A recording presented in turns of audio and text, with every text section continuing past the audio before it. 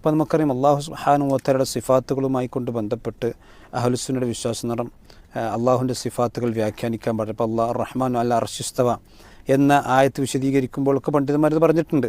അതായത് അള്ളാഹുവിൻ്റെ അർശി ഇസ്തിവ ചെയ്തെന്ന് പറഞ്ഞാൽ ആ ഇസ്തിവ എന്താണ് വ്യാഖ്യാനിക്കാതെ പറയണം.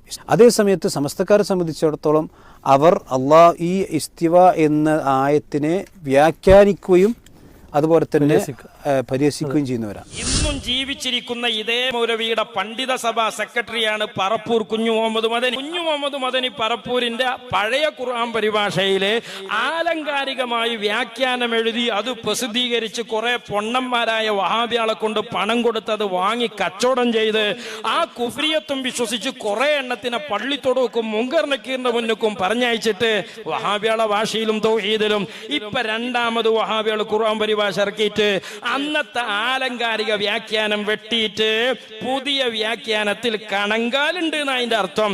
അല്ലാത്ത അർത്ഥം പറയാൻ പാടില്ല എന്ന് പിന്നെ പറയാൻ.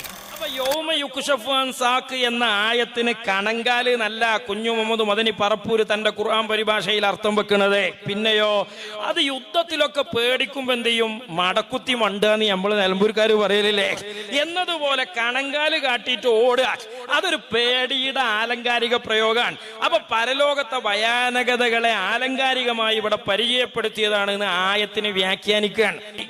അയാള് എന്താണ് അർത്ഥം കൊടുക്കുന്നത്?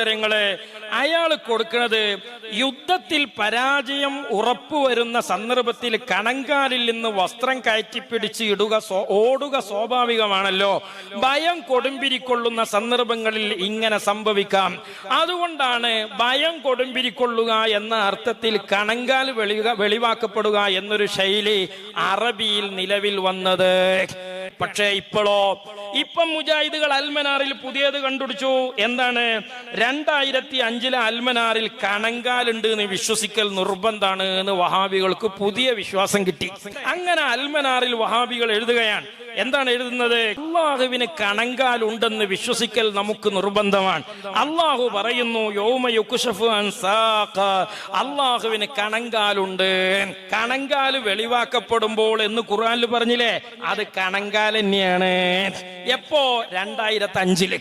അതിന്റെ മുമ്പ് കുഞ്ഞു മുഹമ്മദ് മദനി പറപ്പൂര് പരിഭാഷ ഇറക്കിയപ്പോ എന്താ പറഞ്ഞത്? അത് പേടിയെ പറ്റിയും ഭയത്തെ പറ്റിയൊക്കെ ആലങ്കാരികമായി പ്രയോഗിച്ചതാണ്. അതിന്റെ താഴെ ടിപ്പണി കൊടുത്ത് അടിക്കുറിപ്പ് കൊടുത്ത് അതിന്റെ കാരണങ്ങളും വിശദീകരിക്കുകയാണ്.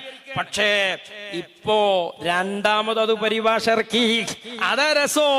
അപ്പൊ അൽമനാറിൽ മാത്രമായി പുത്തൻ വാദമുള്ളത്. കുഞ്ഞു മുഹമ്മദ് മദനി പറപ്പൂരിന്റെ ഖുർആൻ പരിഭാഷ രണ്ടാമത് ഇറക്കിയപ്പോ ആ ടിപ്പണിയിൽ നിന്ന് കണങ്കാല് മാത്രമേ ഉള്ളൂ. യുദ്ധത്തിലെ ഭയപ്പാടും ആലങ്കാരികതയില്ല. എവിടെ പോയി? കുഞ്ഞു മുഹമ്മദ് മദനി പറപ്പൂരിന്റെ ആദ്യത്തെ ഖുർആൻ പരിഭാഷയിലുള്ള ആലങ്കാരികമായ വ്യാഖ്യാനം രണ്ടാം ഖുർആൻ പരിഭാഷയിൽ വെറും കണങ്കാലായി ചുരുക്കാൻ നിങ്ങൾക്ക് ഏത് ഓഫീസിലാണ് ജിബ്രീൽ വന്നത്? ഏത് വഹിയിലൂടെയാണ് നിങ്ങൾ അത് വ്യാഖ്യാനിച്ചത്?